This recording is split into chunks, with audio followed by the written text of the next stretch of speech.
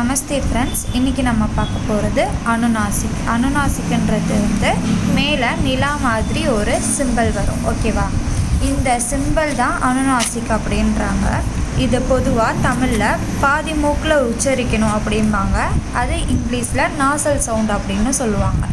இது ஒரு வேர்டு இருக்குது அப்படின்னா அந்த வேர்டுக்கு லாஸ்ட் லெட்டருக்கு மேலே இந்த சிம்பிள் இருந்துச்சு அப்படின்னா அந்த சிம்பிளை நீங்கள் இங் அப்படின்னு சொல்லலாம், அப்படி இல்லாட்டி இம் அப்படின்னு சொல்லலாம்.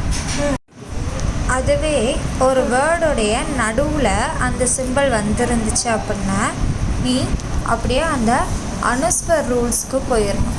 அனுஸ்வர் ரூல்ஸில் நம்ம என்ன பண்ணுவோம், ஒரு வேர்டில் எந்த ஹிந்தி லெட்டருக்கு மேலே புள்ளி இருக்கோ அதோடைய பக்கத்து எழுத்தினுடைய லாஸ்ட் லெட்டர் என்னவாக இருக்கோ அதுக்கு புள்ளி வச்சுட்டு நெக்ஸ்ட்டு பக்கத்தில் உள்ள லெட்டர் நம்ம உச்சரிப்போம்.